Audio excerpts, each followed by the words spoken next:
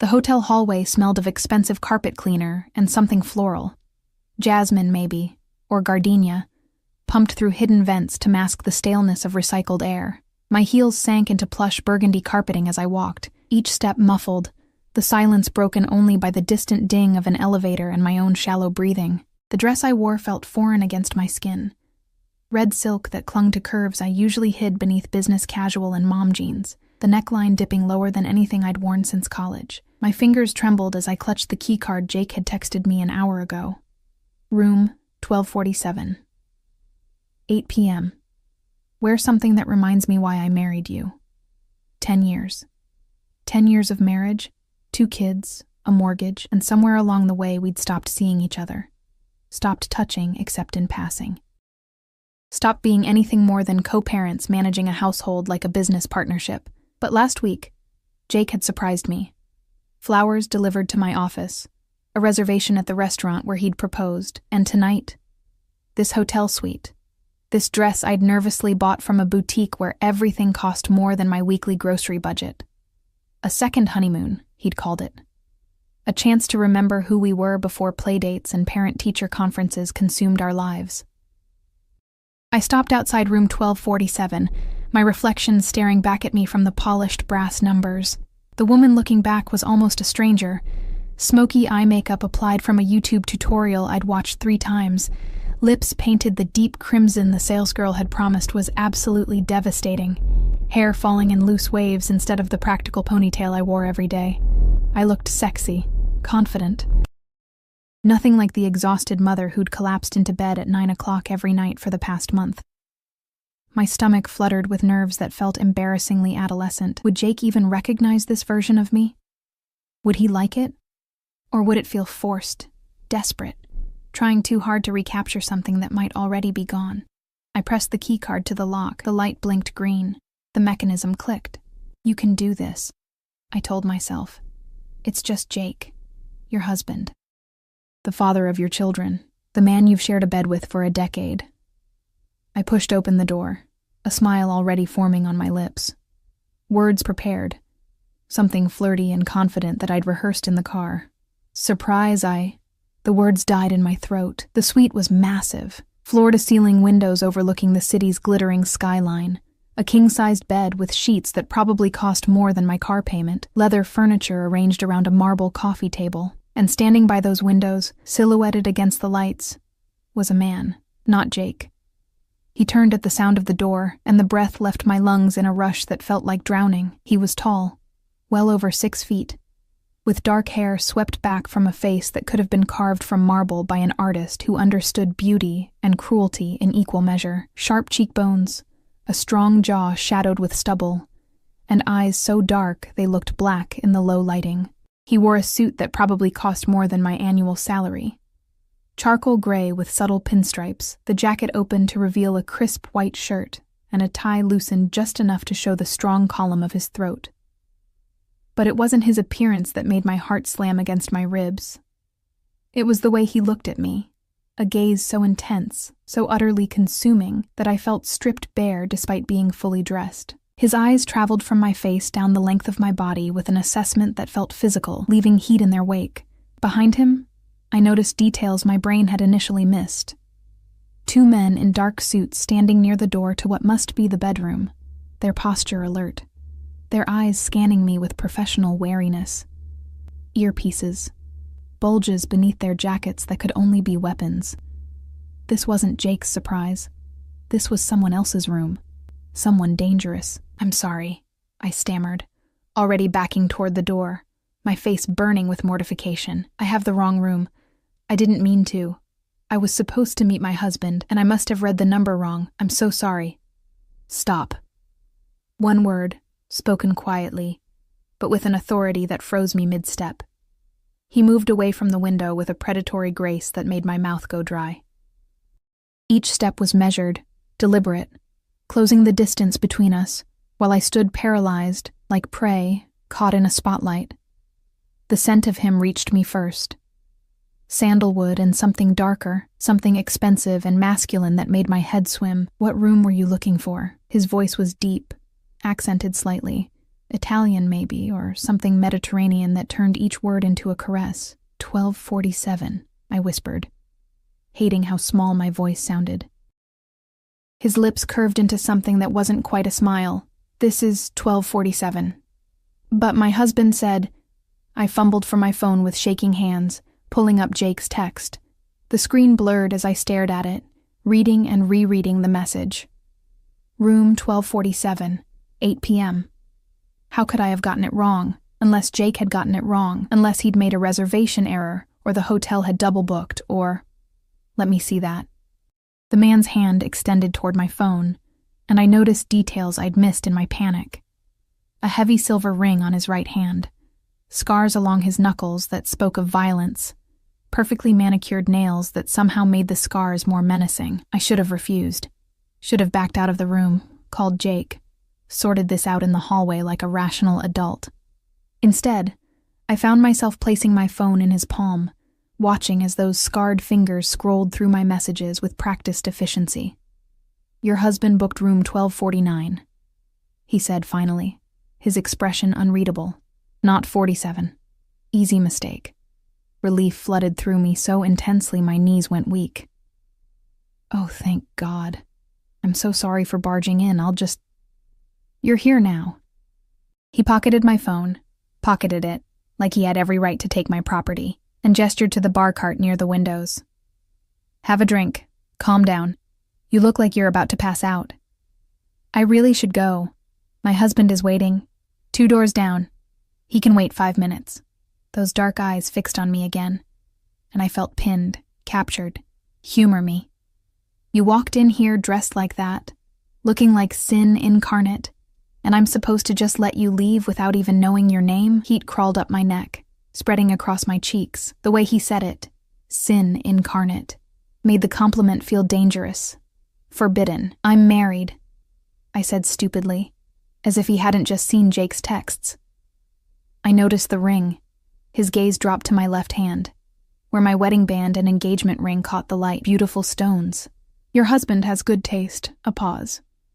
In jewelry, at least. The implication hung in the air that Jake's taste in booking hotel rooms was questionable, or perhaps that he was a fool for leaving me alone, for making me search for him, for not being the one opening the door when I walked in wearing this dress. One of the bodyguards shifted, a subtle movement that drew my attention. The man, this stranger who'd stolen my phone and was now pouring amber liquid into crystal glasses, noticed my glance. Marco, Luca, wait in the bedroom, he commanded without turning around. Give the lady some privacy. They moved immediately, disappearing through the door with the synchronized efficiency of people who'd followed orders their entire lives. The click of the door closing felt ominous, final. I was alone with him. I don't even know your name, I said, then immediately regretted it. Why did that matter? Why was I still standing here instead of fleeing? He handed me a glass, his fingers brushing mine in a touch that sent electricity racing up my arm. Dante. He raised his own glass in a mock toast. And you are? Sarah. The name escaped before I could think better of it. Before I could lie, give him a fake name, maintain some protection of anonymity. Sarah. He repeated it like he was tasting it, rolling it around on his tongue. Beautiful name, classic. Suits you better than that dress, though the dress... His eyes traveled over me again, slower this time. Thorough. The dress is magnificent. Your husband is a lucky man. I took a sip of the whiskey, because I needed something to do with my hands, needed the burn of alcohol to ground me, and nearly choked. It was smooth and expensive, and nothing like the cheap wine Jake and I bought for special occasions. You're Italian, I observed, grasping for conversation, for normalcy, for anything to explain why I was still standing in a stranger's hotel suite drinking his whiskey. Among other things, he moved to the window, looking out at the city below. You're nervous. I make you nervous. You have armed guards in your bedroom, and you stole my phone. Of course I'm nervous. His laugh was low and rich, genuinely amused. Fair point, but I think it's more than that. I think you're nervous because you felt something when you walked through that door. Something you weren't expecting. I felt embarrassed, I shot back. draining half my glass for courage. I felt stupid for getting the room number wrong. Liar. He turned back to face me, setting his own glass down with careful precision. You felt what I felt. Recognition. Like we'd been waiting for each other, and you just walked into the wrong room at exactly the right time. My heart hammered against my ribs. That's insane. I don't even know you. No, he agreed, moving closer again. But you want to. I can see it in your eyes. Curiosity and fear and something else. Something that's making you stay when you should have run the moment you realized your mistake. He was close enough now that I could feel the heat radiating from his body, could see flecks of amber in those dark eyes, could count the individual beats of the pulse in his throat. My own pulse raced to match it, a rhythm that felt primal, dangerous. I love my husband, I said, but it sounded weak even to my own ears. I'm sure you do. His hand rose and I froze as his fingers traced the line of my jaw with infinite gentleness. But when's the last time he looked at you the way I'm looking at you right now? When's the last time you felt beautiful instead of just necessary? The words struck something deep inside me, some wounded place I'd been ignoring for years. Tears pricked my eyes, and I stepped back, breaking the contact that felt too intimate, too raw. I need to go, I whispered. Yes, he agreed. You do. Your husband is waiting. Your life is waiting. But before you go... He pulled out my phone, scrolling through it with an ease that should have alarmed me. His thumbs moved across the screen, typing something I couldn't see. There. Now you have my number. Why would I need... Because you're going to call me. He pressed the phone into my palm, his hand lingering over mine. Maybe not tonight. Maybe not even this week. But eventually. You're going to wonder what would have happened if you'd stayed. If you'd let yourself feel what you felt walking through that door, and when that wondering becomes unbearable, you'll call. I won't. But even as I said it, I felt the lie coating my tongue. We'll see. He opened the door for me, ever the gentleman despite the guards and guns and danger that clung to him like cologne. Room 1249, your husband is waiting. Go be the perfect wife. Pretend tonight was just a mistake. I walked past him on unsteady legs, my whole body trembling with adrenaline and something far more dangerous. In the hallway, I paused, looking back at him framed in the doorway. This beautiful, terrifying stranger who'd somehow seen straight through me in a matter of minutes. Dante? Yes, Bella? Who are you? Really? His smile was sharp as broken glass. Someone who always gets what he wants. And Sarah? He paused, his eyes holding mine with an intensity that stole my breath. I want you. The door closed. I stood in the empty hallway, my heart racing, my body flushed with heat that had nothing to do with embarrassment and everything to do with the way he'd looked at me. Like I was precious, dangerous, worth pursuing. My phone buzzed in my hand, a text from Jake. Where are you? I'm starving. I looked at the closed door of room 1247, then at room 1249 just 2 doors down. My husband. My life. Everything safe and known and comfortable. And behind me, a stranger who'd somehow made me feel more alive in 10 minutes than I'd felt in 10 years. I walked to room 1249, used the keycard Jake had sent, and stepped inside to find him lounging on the bed in his work clothes, scrolling through his phone, barely looking up as I entered. Finally, he said, not even commenting on my dress. Order room service? I'm exhausted. I smiled, nodded, pretended my hands weren't shaking. Pretended I couldn't still feel Dante's touch burning against my skin like a brand. The room service arrived 40 minutes later. Overpriced steaks that Jake barely tasted while he complained about a client meeting that had run long. I pushed food around my plate, nodding at appropriate intervals, my mind 2 doors down where a dangerous man with dark eyes had somehow seen into the parts of me I'd forgotten existed. Jake didn't notice the dress, not really. He'd glanced up when I walked in, said something about me looking nice, then returned his attention to his phone, firing off emails while I stood there feeling ridiculous and overdressed and painfully invisible. We had sex that night because that was the point of this expensive hotel suite, this carefully planned evening. It was perfunctory, familiar, over in 15 minutes, with Jake falling asleep immediately after while I stared at the ceiling, feeling emptier than before. My phone sat on the nightstand, dark and silent. I knew if I opened it, I'd find Dante's number. I knew I should delete it, block it, pretend tonight had never happened. I didn't touch it, but I didn't delete it either. 3 days passed.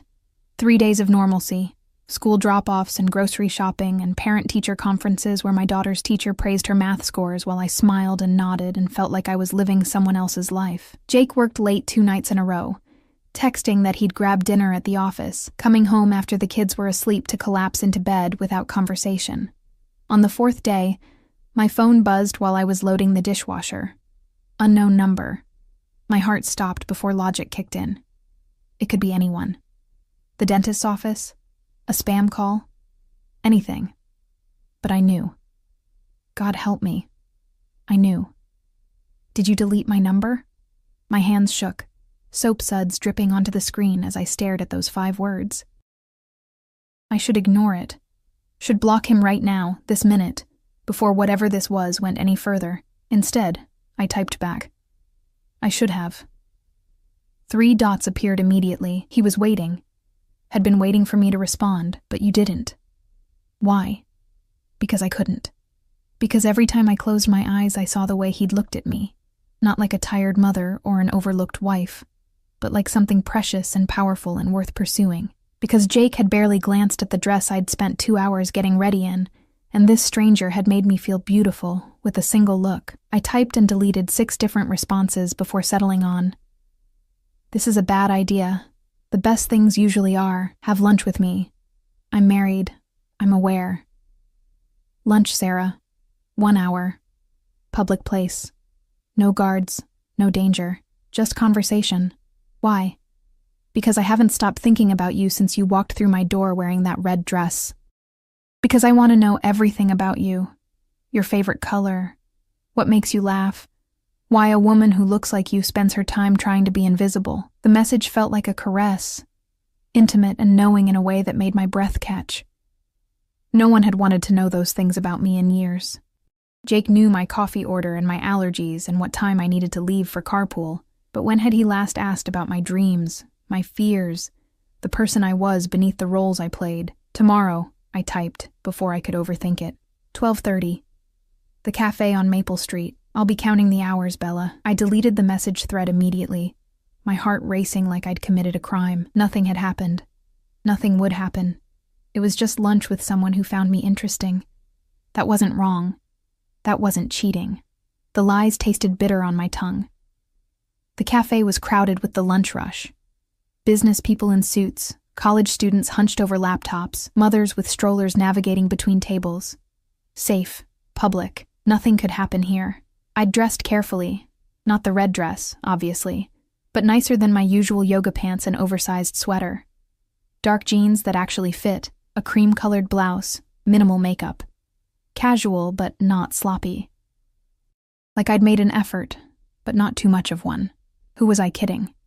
Every choice had been deliberate, calculated to look effortlessly attractive. Dante arrived exactly on time, and the cafe seemed to shift around him. Conversations paused. Women glanced up from their phones. He commanded attention without trying, his presence filling the space like gravity warping around a star. He wore dark jeans and a black sweater that probably cost more than my mortgage payment, his hair slightly tousled like he'd run his hands through it. No guards that I could see, though I suspected they were nearby, watching from positions I wouldn't notice. His eyes found mine immediately across the crowded room, and that same electric current from the hotel suite sparked to life between us. Sarah. He said my name like a prayer as he approached, not touching me, but standing close enough that I could smell his cologne, that same sandalwood scent that had haunted my dreams. You came. I shouldn't have. But I was already sitting down, already committed.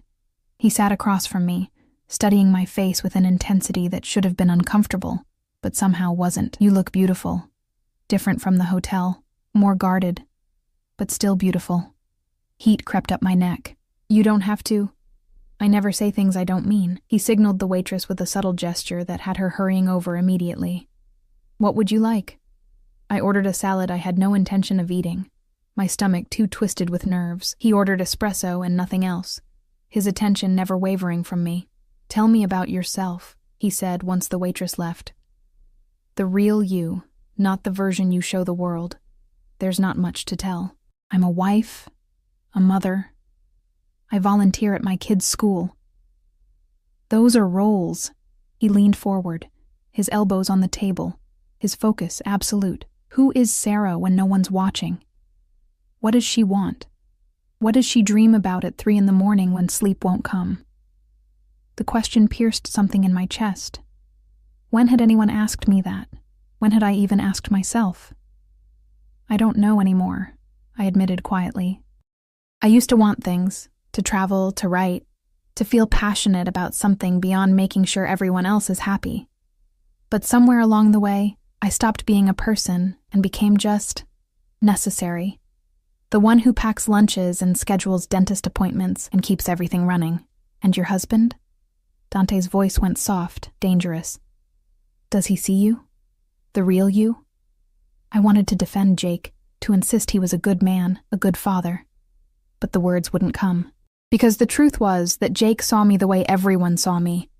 As a function, not a person. The wife who managed the household. The mother who solved problems. Never just Sarah. "He loves me," I said instead. "That's not what I asked." Dante's hand moved across the table, his fingers stopping just short of mine, not touching, but close enough that I could feel the heat of his skin. "I asked if he sees you." "No," I whispered. "He doesn't." "Then he's a fool." His pinky finger extended, barely brushing against mine. Such a small touch, meaningless to anyone watching. But it sent fire racing through my veins. "Because I see you, Sarah. I see a woman who's forgotten she's allowed to want things, who's convinced herself that being needed is the same as being valued." Tears pricked my eyes, and I blinked them back furiously. "You don't know me. You don't know anything about my life. I know you walked into that hotel room expecting your husband to see you, really see you, for the first time in years. I know he didn't even comment on your dress. I know you're sitting here with me instead of running, because part of you is desperate for someone to notice you exist. Stop." My voice broke. "Please stop." He did, leaning back, giving me space to breathe. The waitress brought our orders, and I stared at my salad like it held answers. "I'm sorry," Dante said after a long moment. That was too much, too fast. I have a habit of being direct. "It's okay." I forced myself to meet his eyes. "You're not wrong about any of it. But that doesn't change the fact that I'm married. I have children, I have a life. And you're miserable in it. I'm not." But the lie died before it fully formed. "It's not that simple." "It could be." He pulled out his phone, scrolled through something, then showed me the screen. Photos of a villa on the Mediterranean. White stone and blue water, and flowers spilling over terraces. "I own this property in Santorini, empty most of the year. 3 bedrooms, private beach, staff who know how to be invisible." My heart hammered. "Why are you showing me this?" "Because I want to take you there. Want to spend a week watching you remember how to smile without guilt, how to sleep past dawn, how to be Sarah instead of somebody's wife or mother." His eyes held mine. 1 week. No expectations beyond conversation and sunlight and letting yourself breathe. That's insane. I can't just... I have responsibilities, children in school, a husband. Who doesn't appreciate you? Who doesn't see you? Who takes and takes while you give until there's nothing left? His voice was gentle but relentless. "When's the last time you did something just for yourself, Sarah? When's the last time you felt alive?" 4 days ago, I thought, when you looked at me like I mattered. "I can't," I said, but it came out weak, unconvincing. "You can. Tell your husband you're visiting a college friend. Tell him you need a break, time to yourself. He'll probably be relieved, one less thing to think about while he's working late." The words were cruel because they were true. "Come to Santorini. Let me show you what it feels like to be seen." And then what? I come back and pretend it never happened? Go back to packing lunches and being invisible? Maybe. He reached across the table properly now, taking my hand in his. His palm was warm, his grip firm but gentle. Or maybe you realize you deserve more than crumbs from a man who stopped seeing you years ago. Maybe you realize that life is short, and passion is rare, and you're allowed to want things that scare you. I should have pulled my hand away, should have stood up, walked out, blocked his number, and pretended this conversation never happened. Instead, I sat there, my hand in his, feeling more connected to this dangerous stranger than I'd felt to my husband in years. "I need time to think," I whispered. "Take all the time you need." He released my hand, and I immediately missed the warmth. "But Sarah, don't take so long that you forget what it felt like when I touched you. Don't let fear convince you that surviving is the same as living." He stood, dropped enough cash on the table to cover both our meals and a generous tip, then leaned down close enough that his breath brushed my ear. "I'll be here when you're ready. A week, a month, a year. I'm patient, because some things are worth waiting for." His lips barely grazed my temple, a ghost of a kiss that shouldn't have felt like anything but somehow felt like everything. "And you, Bella, are worth everything." Then he was gone, moving through the cafe with that same predatory grace, leaving me sitting alone with an untouched salad and a heart that felt like it might burst through my chest. My phone buzzed. A text from Jake. "Picking up pizza for dinner. You okay with that?" I stared at the message. So mundane, so perfectly encapsulating our life together. He wasn't asking what I wanted. He was informing me of his plan and asking if I'd object. I typed back, "Fine." Then I opened a new message to the number I'd saved under "Do Not Answer." "How soon can we leave?" The response came immediately. "I can have us on a plane tomorrow night." I sat in that cafe for another hour, staring at those words, feeling the earth shift beneath my feet. Tomorrow night. Less than 24 hours between the life I had and the life I suddenly, desperately wanted.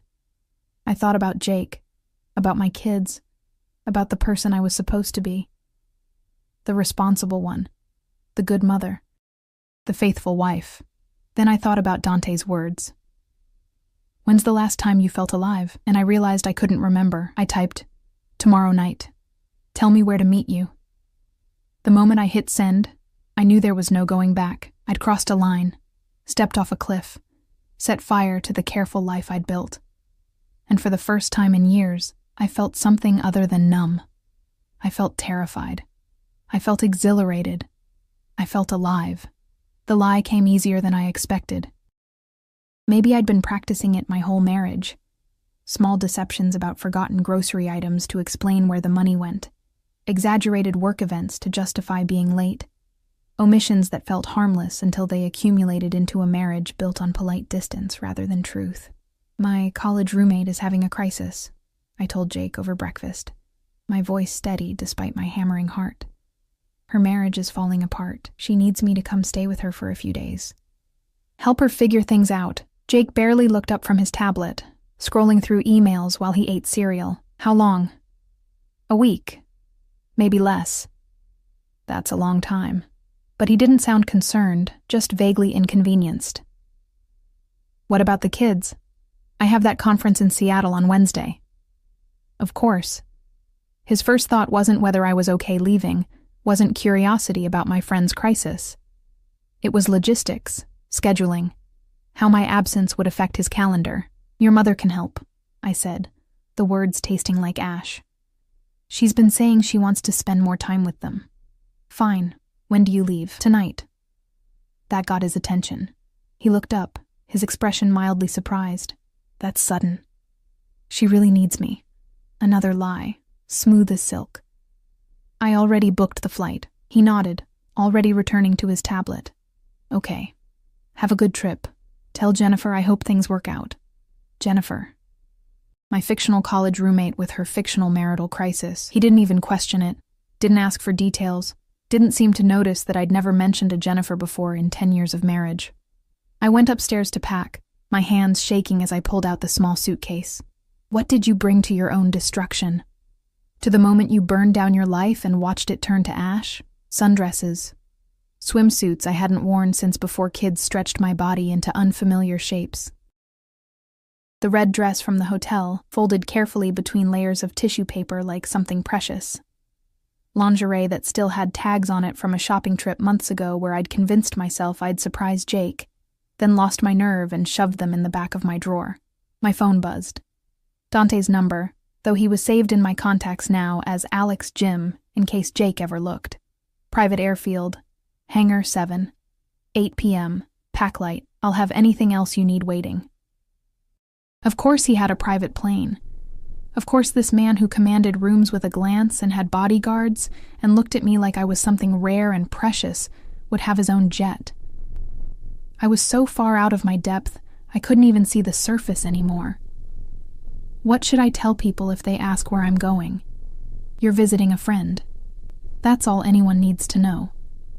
Sarah, are you having second thoughts? Was I? Every rational part of my brain screamed yes. Screamed that this was insane, that I was throwing away my marriage and my family and my entire life for a man I'd met once, for a stranger who made me feel things that terrified and thrilled me in equal measure. But another part, a part I'd silenced for so long I'd forgotten it existed, whispered, "When did you stop mattering? When did you become just a supporting character in everyone else's story?" "No second thoughts," I typed. "I'll be there." "Good. Because I've been thinking about you in that red dress for 4 days straight. And if you back out now, I might lose my mind entirely." Heat flooded through me, pooling low in my belly. Jake hadn't thought about me at all, probably. But Dante, dangerous, complicated Dante, had been thinking about me, wanting me, seeing me. "Is that all you think about?" I typed, feeling bold, reckless. "Bella, that dress is the least of what I think about, but we'll have plenty of time to discuss my thoughts." All week, without interruption. I set the phone down with trembling hands, my face flushed, my body responding to mere words on a screen in a way it hadn't responded to Jake's touch in years. What was I doing? What had I become? The private airfield was 40 minutes outside the city, accessed through a gate with a keypad that Dante had texted me the code for. My Honda looked ridiculous next to the luxury cars in the small parking area. A soccer mom's vehicle in a world of private jets and unlimited budgets. I almost turned around 3 times during the drive, almost texted that I couldn't go through with it, that this was a mistake, that I needed to go home to my safe, numb life, where at least I knew the rules.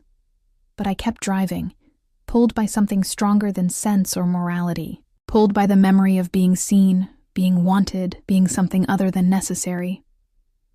Hangar 7 was lit from inside, a massive space that smelled of aviation fuel and possibility. A sleek white jet sat on the tarmac, stairs already lowered, waiting. Dante stood at the base of those stairs, and my breath caught at the sight of him. He wore dark pants and a white shirt with the sleeves rolled to his elbows, casual but still achingly expensive.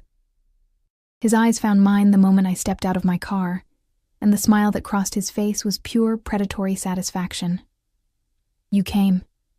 He moved toward me, closing the distance with that same deliberate grace. "Part of me thought you wouldn't. Part of me thought I wouldn't either." My voice came out shakier than I wanted. "I'm terrified." "Good." He took my suitcase, his other hand settling at the small of my back in a touch that felt possessive, claiming, "Fear means you're alive, means you're feeling something real instead of sleepwalking through life." His bodyguards, the same 2 from the hotel, Marco and Luca, materialized to take my luggage. They nodded respectfully, but didn't speak, efficient and invisible as shadows. "The crew is ready," Dante said, guiding me toward the stairs. "We'll stop in New York to refuel, then straight through to Athens. From there, helicopter to Santorini." "Helicopter?" I repeated faintly. "Of course." His laugh was low and warm. "Don't worry, Bella. I'll hold your hand if you're scared of flying." The plane's interior was obscene. Cream leather seats that looked more like sofas, a bedroom visible through a door at the back, ambient lighting that cast everything in a warm golden glow.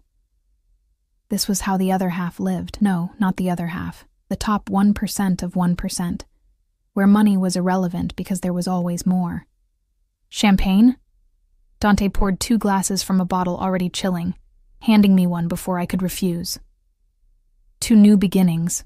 To temporary insanity," I countered, but I clinked my glass against his anyway. The engines hummed to life, and within minutes we were taxiing. then lifting, the ground falling away beneath us.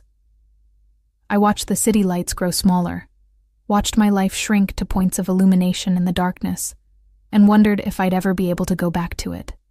"Tell me about your children," Dante said once we reached cruising altitude. He'd moved to sit across from me, close enough to touch but giving me space. "You never mentioned their names. Emma and Jack, 9 and 7. I pulled out my phone, showing him pictures, school photos where they smiled with missing teeth and messy hair and pure, uncomplicated joy. Emma wants to be a veterinarian. Jack thinks he's going to play professional soccer. They're beautiful." He studied the photos with genuine interest, not the polite acknowledgement most people gave.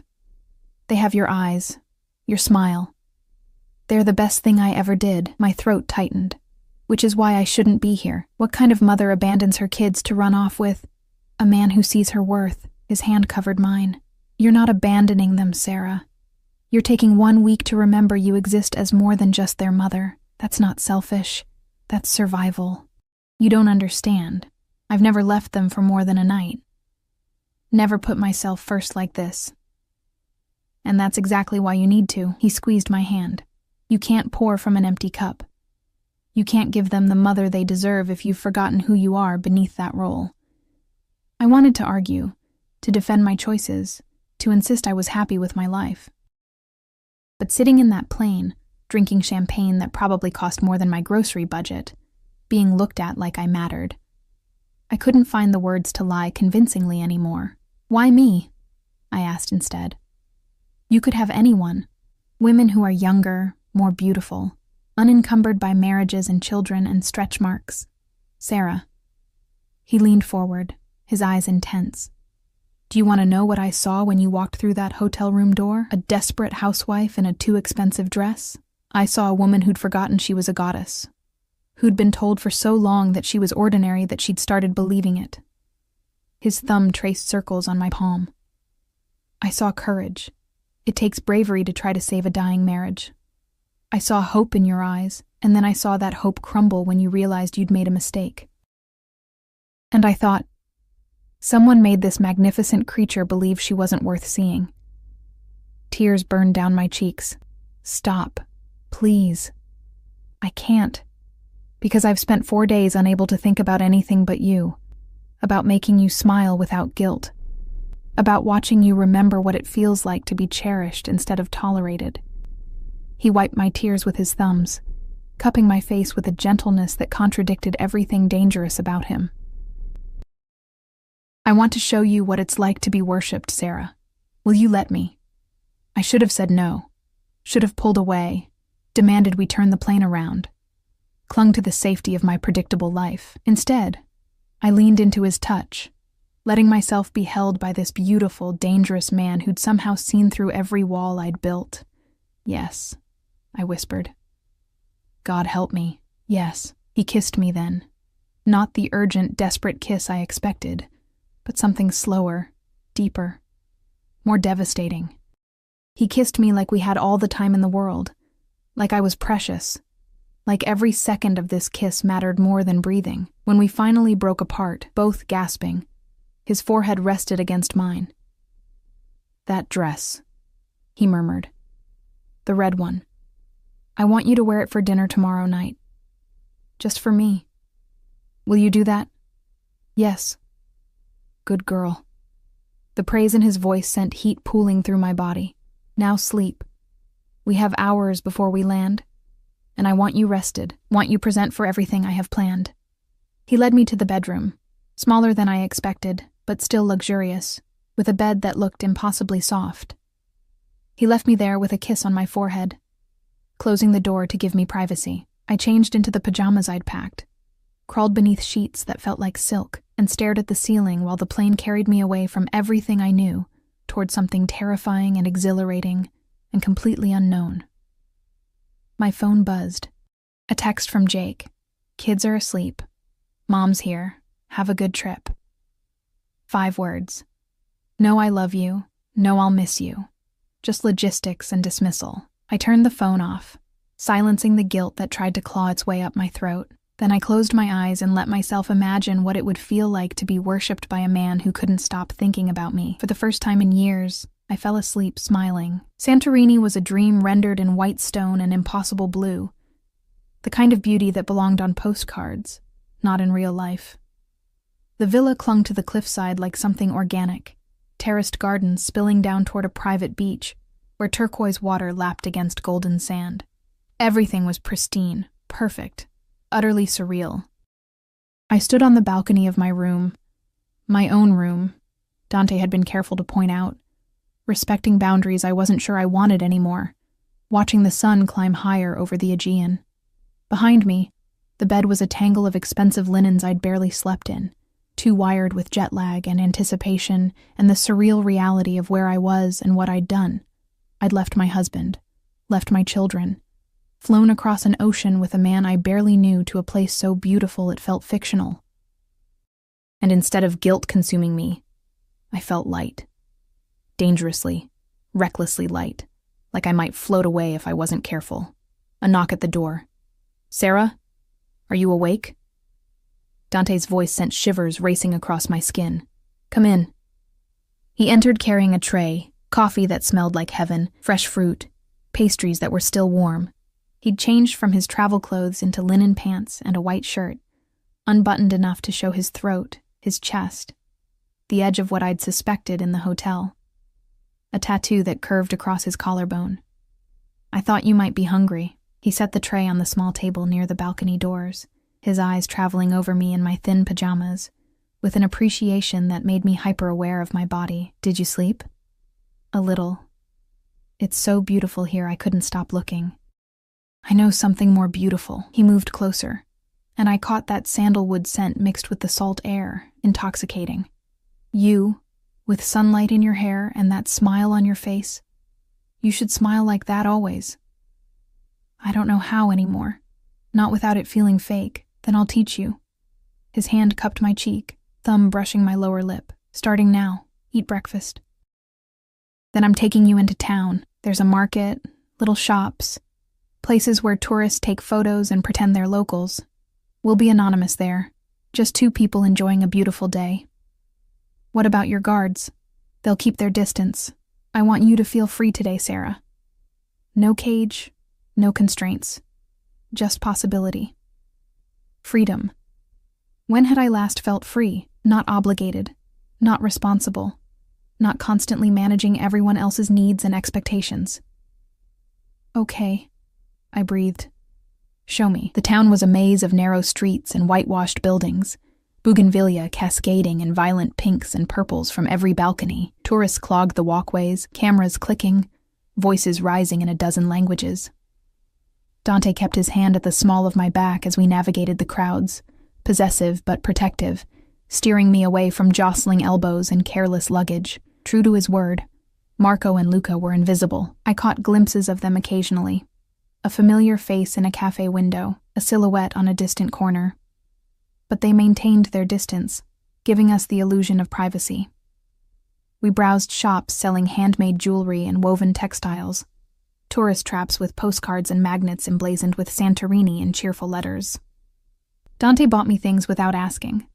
A delicate silver bracelet, a silk scarf in shades of ocean blue, a small painting of the sunset that the artist promised was original, one of a kind.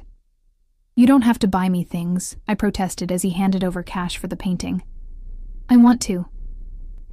He tucked the wrapped canvas under his arm, his other hand finding mine, fingers lacing together like we'd done this 1,000 times. "I want to see you surrounded by beautiful things. Want to spoil you the way you should have been spoiled all along. This feels like a fantasy, like I'm going to wake up in my Honda outside that airfield and realize I never had the courage to get on the plane. If this is a fantasy, then we're both dreaming it." He pulled me into a narrow alley, pressing me gently against the sun-warmed stone, his body a wall of heat in front of me. And I have no intention of waking up. He kissed me there in that alley, with tourists passing by just meters away, with the Mediterranean sun beating down and the smell of grilling meat and fresh bread filling the air. He kissed me like I was oxygen, like he'd been holding his breath since we'd last touched. And I melted into him, letting myself feel everything I'd been suppressing. want and need, and the desperate hunger for someone to see me as more than a function. When we broke apart, both breathing hard, his eyes were dark with desire, barely restrained. "Tonight," he murmured against my lips. "Wear that red dress tonight. Let me see you the way you were meant to be seen." "And then what?" My voice came out husky, unfamiliar. "Then I'm going to worship every inch of you until you remember what it feels like to be cherished." His hand slid down my side, settling on my hip with possessive heat. "Until you understand that you are not ordinary, not forgettable, not someone who deserves to be overlooked. You are extraordinary, Sarah, and I'm going to prove it to you." The villa's dining terrace overlooked the caldera, the setting sun painting everything in shades of gold and rose and burning orange. A table had been set with white linens and candles, wine already breathing in a crystal decanter. The staff had prepared something that smelled divine, garlic and lemon and fresh herbs, before disappearing, leaving us utterly alone. I'd spent an hour getting ready, my hands shaking as I applied makeup, as I slipped into the red dress that had started everything. It fit differently now, not like armor, but like a second skin, something that belonged to me instead of something I was trying to become. When I stepped onto the terrace, Dante stood from his chair so quickly, he nearly knocked over his wine. The look on his face, hunger and awe, and something deeper, something that terrified and exhilarated me, made every nervous moment worth it. "Dio mio," he breathed. "You're devastating. It's just a dress. It's not the dress." He moved toward me, his eyes never leaving mine. "It's you in it, confident, present, looking at me like you know exactly what you do to me." "What do I do to you?" The words came out bolder than I felt. "You make me want things I shouldn't want. Make me think about keeping you here forever, never letting you leave, building a life where I get to see you smile like this every day." His hand settled on my waist, pulling me against him. "You make me forget every rule I've ever followed about distance and control." "Dante, I know. You're married, you have children, you have a life waiting back home." His jaw clenched. "But for tonight, for this week, you're mine. And I'm going to make sure you never forget it." He kissed me with the same intensity as the alley, but slower now, deeper, taking his time to taste and explore. His hands moved over the silk of my dress, tracing curves, memorizing the shape of me. When his lips traveled down my throat, I gasped, my head falling back, my fingers tangling in his hair. "Inside," I managed. "Please."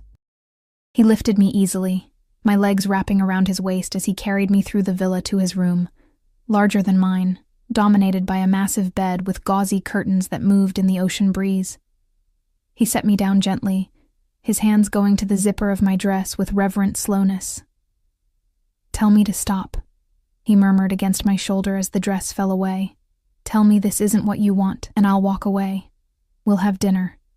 Pretend this was just a beautiful evening between friends. Don't stop." I turned to face him, standing in nothing but the lingerie I'd bought months ago and never had the courage to wear. "Please, Dante, don't stop." What happened next was nothing like the perfunctory intimacy I shared with Jake. Dante touched me like I was art, like every curve and imperfection was something to be studied, appreciated, worshipped. He took his time, his hands and mouth mapping every inch of my body, drawing sounds from me I didn't know I could make. "You're so beautiful," he murmured against my skin, his accent thickening with desire. "So responsive. Does your husband know what he has? Does he understand what he's been taking for granted?" "Don't," I gasped, as his mouth found sensitive places that made my back arch. "Don't talk about him. Not now. You're right. He doesn't deserve to be in this room with us." His eyes met mine, dark and intense. "Tonight there's only you and me. Nothing else exists." He made love to me with a focus that was almost overwhelming, his attention never wavering, his touch alternating between gentle and demanding in ways that drove me to the edge of sanity. When I finally shattered, crying out his name, he held me through it, his own control finally breaking as he followed me over that precipice. Afterward, we lay tangled in sheets damp with sweat, the ocean breeze cooling our flushed skin. His fingers traced lazy patterns on my bare shoulder, and I felt more content than I had in years. Maybe ever. "What are you thinking?" he asked quietly.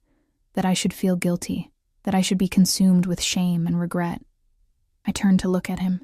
This beautiful, dangerous man who'd somehow become my entire world in less than a week. But I don't. Is that terrible? It's honest. He kissed my forehead, a gesture so tender it made my chest ache. "And I won't let you feel guilty for choosing yourself for once, for letting yourself be seen, be wanted, be cherished the way you deserve. This weekend's," I whispered. "I have to go back. To my kids, to my life." "I know." His arms tightened around me, almost painful. "But we have 5 more days. 5 days where you're mine and I'm yours and nothing else matters. Can you give me that? Can you be present here, now, without thinking about what comes after?" Could I? Could I silence the voice in my head that screamed about consequences and responsibilities, and the ruins waiting for me when this fantasy ended? I looked into his eyes, those dark, intense eyes that saw through every defense, and made a choice. "Yes," I said, 5 more days. All yours." His smile was equal parts triumph and tenderness. "Then sleep, Bella. We have so much left to explore." I drifted off in his arms, feeling safer and more seen than I had in my entire marriage. Feeling like maybe, just maybe, I deserved this moment of happiness even if it couldn't last. Outside, the Mediterranean whispered against the cliffs, waves keeping time with my heart. And for 5 perfect days, I let myself forget that every paradise eventually demands payment. The days blurred together in a haze of sunlight and passion and conversation that stretched from dawn until the stars emerged. Dante showed me his world, not the dangerous parts, but the beautiful ones. Private beaches where we swam naked in moonlight. Hidden restaurants where chefs prepared meals just for us. Villages where locals greeted him by name.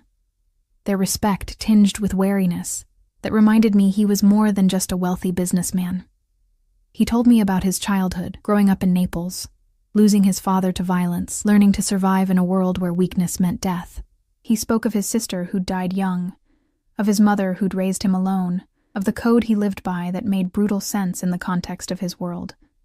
"I'm not a good man, Sarah," he said one night, as we lay tangled together. "I've done things that would make you run if you knew the details, hurt people, made choices that haunt me. Then why tell me? Because I want you to see all of me, not just the parts that are easy to love." His hand cupped my face, forcing me to meet his eyes. "If you're going to choose me, really choose me, you need to understand what you're choosing. I'm not choosing you." The words hurt to say. "I'm choosing 5 days. That's all this can be." His expression darkened, something possessive and almost frightening crossing his face. "Is it? Is that really all you want?" "What I want doesn't matter." I pulled away, suddenly needing distance. "I have children, Dante. A life. I can't just abandon everything because I'm having some midlife crisis." "This isn't a crisis." He sat up, his voice dropping to something dangerous. "This is you finally admitting what you've known since you walked into that hotel room. You don't love your husband. You're not happy in your life. You're drowning, and you've convinced yourself that's normal. You don't understand. I understand perfectly." He grabbed my hand, holding it tight enough to hurt. "I understand that I've fallen in love with you. That the thought of putting you on a plane and watching you go back to a man who doesn't deserve you is tearing me apart. That I want you here, with me. Always." The words hung between us, confession and demand all at once. "You can't love me," I whispered. "You barely know me. I know everything that matters. I know you're brilliant and strong, and you've forgotten both those things. I know you light up when you talk about your children, but dim when you mention your husband. I know you taste like vanilla and summer, and you make sounds in your sleep like you're fighting even in your dreams." His voice broke slightly. "And I know that letting you go is going to destroy something in me I didn't even know still existed." Tears streamed down my face. "Don't do this. Don't make this harder than it already is. I'm making it impossible." He pulled me against him, holding me so tight I could barely breathe. "Because you need to know what you're walking away from. You need to understand that if you get on that plane, you're choosing to be invisible for the rest of your life. choosing to let your light die because it's easier than fighting for something real. It's not about easy, I pushed against his chest, anger flaring.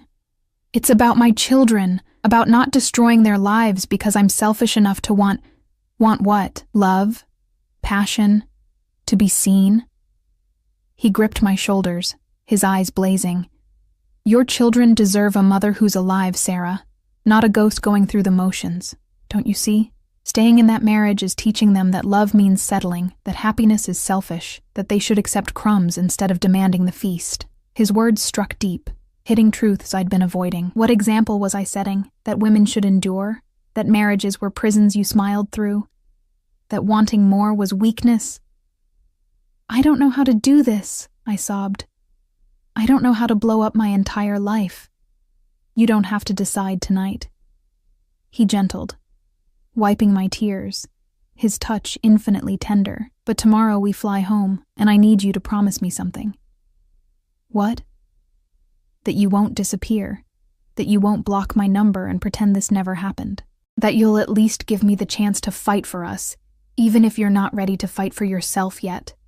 Dante. Promise me, Sarah. His forehead pressed against mine. Because I meant what I said. I love you, and I don't give up on things I love. I promise, I whispered, because what else could I say? I won't disappear. He kissed me then, desperate and claiming and tinged with the grief of knowing tomorrow everything changed. And I kissed him back, memorizing the taste of him, the feel of his hands on my body, the way he made me feel like I mattered. Tomorrow I'd face consequences. Tomorrow I'd remember my real life.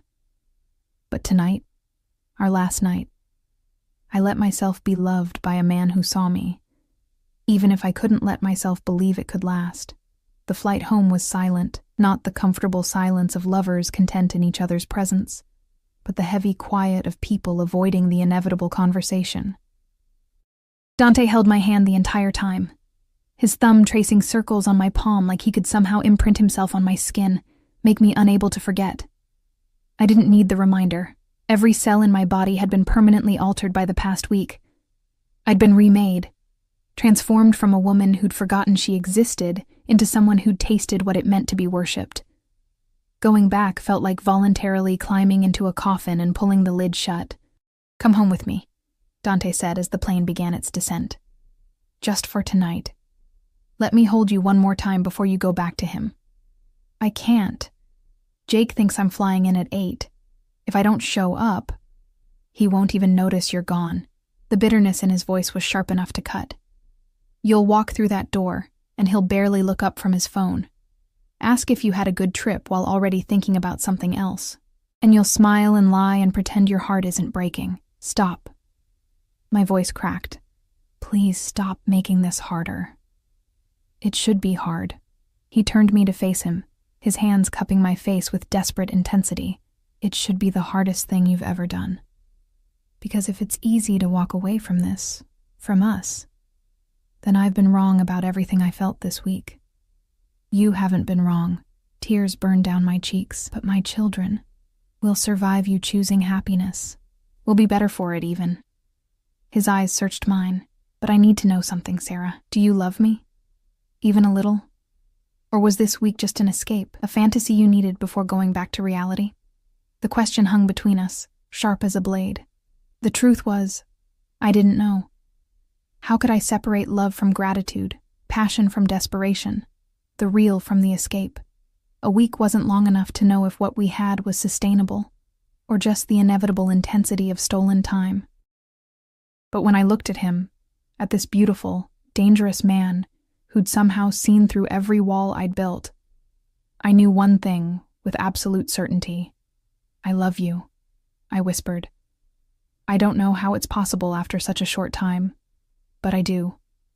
You've ruined me, Dante. Ruined me for settling, for being invisible, for pretending I'm content with crumbs. His smile was equal parts joy and agony. Then stay. Leave him. Build a life here with me. And my children.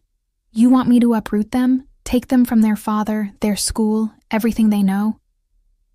Bring them here. They'll adjust. Children are resilient. No. I pulled away, the distance between us suddenly unbearable. I won't do that to them. Won't make them casualties of my choices. They didn't ask for any of this. So what then? His voice turned cold, protective walls slamming into place. You go back to your loveless marriage and we what? Have an affair? Meet in hotel rooms and lie to everyone? Is that what you want? I don't know what I want. The words burst out, raw and honest. I want you. I want my children. I want to not feel like choosing one means destroying the other, but I don't get to have everything, Dante. That's not how life works. It could be. He grabbed my hands, holding them so tight it almost hurt. Divorce him. Take the kids. I'll support you, protect you, give you everything you need while you figure out your next steps. You don't have to do this alone. And then what? I become your kept woman, live in your world of violence and danger? Expose my children to... I stopped, seeing his expression darken. To what? A man who loves their mother? Who would protect them with his life? Who could give them opportunities your husband's mediocre salary never will? His jaw clenched. I'm not asking you to join the Mafia, Sarah. I'm asking you to choose yourself for once, to choose us. The plane touched down with a jolt that felt symbolic. Time's up, fantasy over, reality waiting like a prison sentence. I need time, I said quietly. Time to think, to figure out what's best for everyone. Time to talk yourself out of this, time to convince yourself that surviving is the same as living. He stood, buttoning his jacket with sharp, angry movements. Fine. Take your time. But know this. I meant every word I said. I love you. And when you're ready to stop being a coward, I'll be waiting. The words stung like a slap. That's not fair. None of this is fair. He looked at me with eyes full of pain and fury. What's not fair is watching you choose obligation over happiness. What's not fair is loving you enough to let you go even though it's killing me. He walked away without another word, disappearing into the front of the plane where Marco and Luca waited, leaving me alone with my suitcase full of silk dresses and my heart in pieces. Jake picked me up from the airport. He was late, stuck in traffic, he said, barely apologizing, and spent the drive home talking about his Seattle conference. He didn't ask about my trip, didn't comment on how I looked different, didn't seem to notice I could barely speak through the grief lodged in my throat. The house looked exactly as I'd left it. Toys scattered in the living room, dishes in the sink, the comfortable chaos of a family home. Emma and Jack were already in bed, sleeping peacefully while my mother-in-law dozed on the couch watching television. Thanks for doing this, Mom, Jake said, gently waking her. The kids weren't too much trouble. They were angels. Emma made honor roll again. Jack scored 2 goals at his soccer game. She smiled at me. You look rested, Sarah. The trip was good for you. It was, I managed. Thanks for staying with them. After she left, Jake went straight to bed, mumbling about an early meeting. I stood in the hallway outside my children's rooms, listening to their soft breathing, and felt something break inside me. I'd abandoned them. Left them for a week to chase a fantasy with a dangerous man. What kind of mother did that make me? But another voice whispered, what kind of mother teaches them that women should accept being invisible? I crawled into Emma's bed, curling around her small body, breathing in her little girl's scent of strawberry shampoo and sunshine. She stirred, half waking. Mommy? You're back. I'm back, baby. I missed you so much. Did you have fun with your friend? The lie tasted like poison. I did. But I'm happy to be home with you. She snuggled closer, already drifting back to sleep. I love you, Mommy. I love you too, sweetheart, more than anything. And it was true. I loved them more than anything, more than Dante, more than passion, more than the woman I'd discovered in Santorini. My children were my heart walking around outside my body, and I would protect them from anything, even from the consequences of my own choices. 3 weeks passed. 3 weeks of pretending everything was normal while I died inside a little more each day. Jake noticed nothing. Not my sudden silences, not the way I flinched from his touch, not the fact that I was barely sleeping. He was too absorbed in work, in his own world, to see that his wife was a ghost going through the motions. I hadn't blocked Dante's number, but I hadn't called either. His texts came regularly, never demanding, always gentle. checking if I was okay, telling me he was thinking about me, reminding me that he was waiting whenever I was ready. I saw a woman in a red dress today. Wasn't you? Nothing is you. I miss you, Bella. Your favorite cafe opened a new location. I went. Coffee tastes like ash without you across the table. 3 weeks, 21 days, 504 hours since I held you, but who's counting? Each message was a knife to the heart. Each one reminded me of what I'd given up, what I'd chosen to walk away from. Then one morning, everything changed. I was making breakfast when Jake's phone buzzed on the counter. He was upstairs showering, and I glanced at it automatically. The habit of a decade of marriage where privacy felt optional. The preview text made my blood freeze. Can't wait to see you tonight. The usual place? I need to feel you again. My hands shook as I unlocked his phone. The passcode was Emma's birthday, something he'd never changed. The message thread was extensive, months of texts, arranging meetings, explicit messages that made my stomach turn, photos I couldn't unsee, Amanda, his assistant, the one he'd mentioned occasionally, always casually, never enough to raise suspicion. They'd been sleeping together for 6 months. 6 months. While I'd been drowning in guilt over 1 week, while I'd been tearing myself apart for choosing happiness for 5 days, he'd been systematically betraying me. Lying, manipulating, probably laughing about his stupid wife who never suspected a thing. The phone slipped from my numb fingers, clattering on the tile. Jake appeared in the doorway, towel around his waist, and saw me standing there with his phone at my feet. Sarah. 6 months. My voice sounded far away, detached. You've been cheating on me for 6 months. He didn't even try to deny it, just ran his hand through his wet hair and sighed like I was being inconvenient. It's not what you think. What I think is that you're a cheating bastard who's been making me feel guilty for wanting to be seen while you were fucking your assistant in hotel rooms. Don't be dramatic. It's just sex. It doesn't mean anything. It means everything. The words exploded from me, years of suppressed rage finally breaking free. It means you've been lying to me. Using me. Taking everything I give while giving nothing back. It means this marriage is a sham and has been for years. So what do you want to do? He crossed his arms, defensive. Get divorced? Break up our family over some affair that doesn't even matter? You're damn right I want a divorce. The clarity was sudden, absolute.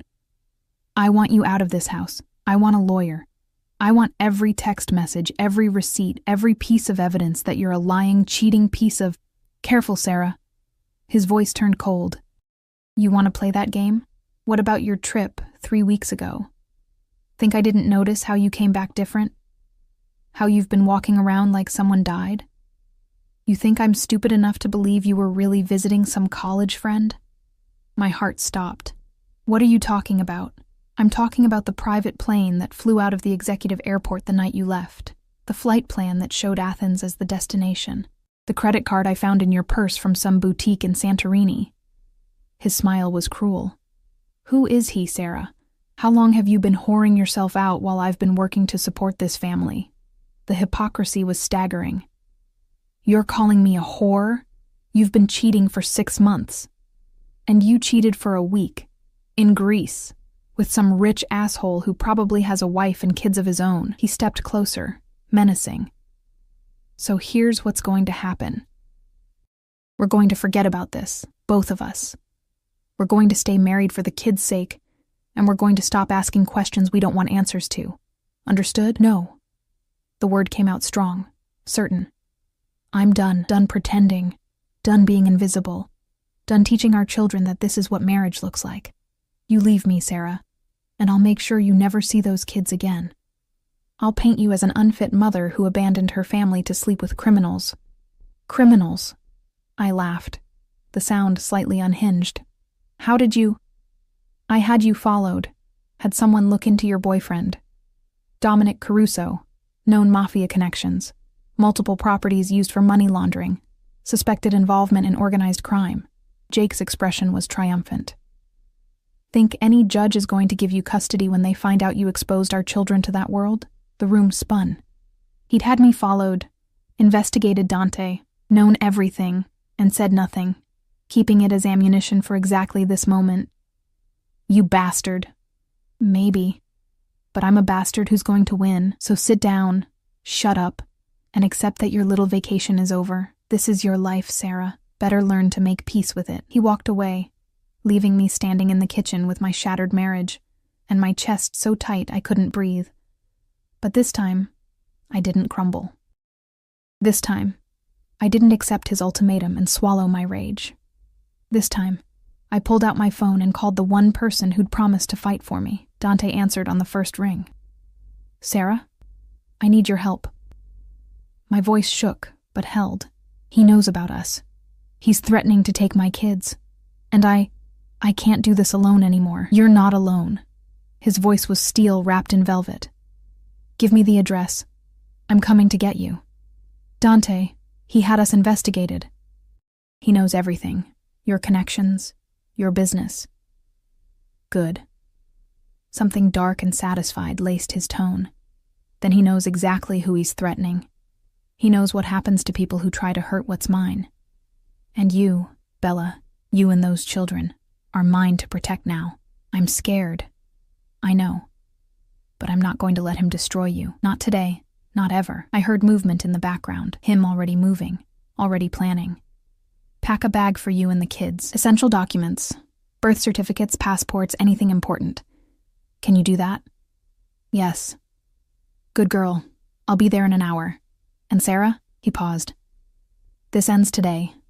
All of it. The lying, the threats, the fear. Today you start fighting back. Are you ready? I thought about Emma and Jack sleeping upstairs. About the life I'd been living, the example I'd been setting. About the woman I'd discovered in Santorini who'd been buried under years of obligation and invisibility. I'm ready. Then I'm coming for you. Hold on just a little longer. Dante arrived with a lawyer. Not just any lawyer. A woman in her 50s who radiated competence and controlled fury as she listened to my story, reviewed Jake's texts, took notes with mechanical precision. He's already violated multiple laws, she said calmly. Having you followed without consent, threatening to use illegally obtained information in custody proceedings, coercion. We'll file for emergency custody and a restraining order this afternoon. By tomorrow, he won't be allowed within 100 feet of you or the children. But he said, judges won't give custody to someone involved with... I glanced at Dante, unable to finish. Mr. Caruso has never been convicted of any crime, the lawyer said smoothly. His business dealings, while perhaps morally gray, are entirely legal. Your husband's infidelity, however, is well documented. His threats constitute domestic abuse. Trust me. You're in a much stronger position than he led you to believe. Jake came home to find Dante sitting in his living room, like an avenging angel dressed in Armani. The color drained from his face when he saw Marco and Luca flanking the doors, when he saw the lawyer with her paperwork spread across his coffee table. What the hell is this? Sarah, what did you do? I stopped letting you control me. My voice was steady, strong. I'm filing for divorce, emergency custody, and if you even think about retaliating, about trying to hurt me, or use our children as weapons, you'll discover exactly why threatening someone under Dominic Caruso's protection is a very, very bad idea. Dante stood, and the temperature in the room dropped 20 degrees. She's done being intimidated by you, done accepting crumbs while you take everything, but I want to be very clear about something. He moved into Jake's space, close enough that my husband stumbled backward. Those children upstairs, they're under my protection now. Their mother is under my protection. You attempt to use illegal surveillance, you threaten custody, you so much as look at them wrong, I will bury you. Legally, financially, and if necessary, physically. Do we understand each other? Jake's face had gone gray. You're threatening me? In my own house? I'm promising you. Dante's smile was terrifying. Your affair partner, Amanda? She's been contacted by my lawyers. She's willing to testify about your relationship, about how you used company resources for your trysts, about how you've been embezzling to pay for your hotels and gifts. Your choice. Accept the divorce terms my lawyer presents, or face criminal charges on top of losing everything. You can't. I already did. Dante turned back to me, his expression softening. Sarah, get the kids. We're leaving. I ran upstairs, my heart pounding. Emma and Jack were coloring in Emma's room, blissfully unaware of the war being waged below. "Pack a bag, guys. We're going on an adventure." "Where?" Jack asked, excited. "Somewhere safe, somewhere fun. Trust me?" They nodded, and I helped them pack stuffed animals and favorite toys and clothes for a few days. When we came downstairs, Jake was sitting on the couch, his face buried in his hands, the lawyer calmly explaining exactly how much his life was about to change. Dante took my bag, his hand finding mine, squeezing gently. "Ready?" I looked at the house I'd lived in for 8 years, at the man I'd spent a decade loving, at the life I'd built that had slowly suffocated me. "I'm ready." Emma tugged on Dante's jacket. "Are you Mommy's friend?" He crouched down to her level, his smile genuine and warm. "I am." "Is it okay if I help take care of you and your brother for a while?" She studied him with a child's unnerving insight. "You make Mommy smile. She doesn't smile much anymore." "Then I'm going to make sure she smiles every day." He glanced up at me, and the love in his eyes made my chest ache. "That's my new job. Think you can help me with that?" "Okay," Emma said solemnly. "But I'm a really good helper, just so you know." "I'm counting on it." 6 months later, the divorce was final. Jake had accepted the terms: joint custody, generous child support, no attempts to smear me publicly. His affair with Amanda had cost him his job, and most of his savings in legal fees. Last I heard, he'd moved in with his mother and was working as a consultant, while he rebuilt his reputation. I felt nothing for him anymore, not love, not hate, just a distant pity for a man who'd had everything and thrown it away. The kids adjusted better than I'd feared. Dante had bought a house near their school. Nothing ostentatious, just a large, comfortable home with a yard where Jack could practice soccer and Emma could have a garden. They called him Dom, and had fallen in love with him almost as quickly as I had. He was patient with them, respectful of boundaries, careful never to overstep. But slowly, over weeks and months, he'd become part of their lives, reading bedtime stories, helping with homework, teaching Jack how to throw a proper punch, much to my horror, and showing Emma how to identify constellations. They felt safe with him, loved by him, and watching him with my children made me fall deeper every day. "Marry me," he said one night after the kids were asleep.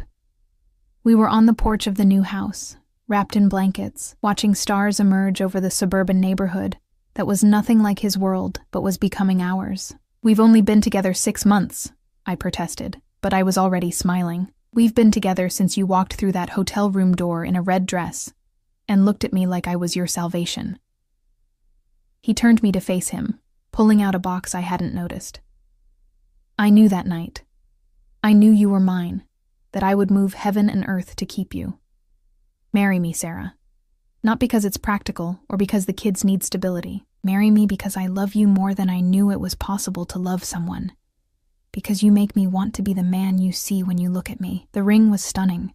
A deep blue sapphire surrounded by diamonds, unique and perfect, and nothing I would have chosen for myself, which somehow made it more perfect.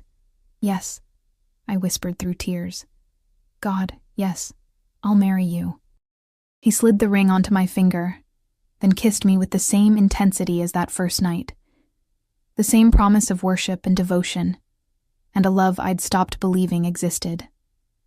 "I'm going to spend the rest of my life making you happy," he murmured against my lips, "making you remember you're extraordinary, making sure you never feel invisible again."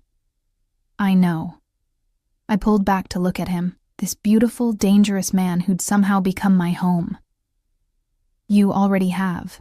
Inside, I heard Emma call out, a nightmare probably. Dante stood immediately, ready to go comfort her, but I stopped him. "My turn. But tomorrow, you teach me that thing you did in Santorini, the one that made me forget my own name." His laugh was low and rich. "Deal. Now go be the magnificent mother I know you are. I'll be here when you get back." He always was.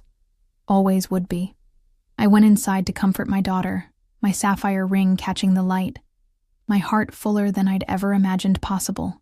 I'd walked into the wrong room that night in the hotel, and found exactly what I'd been missing my entire life.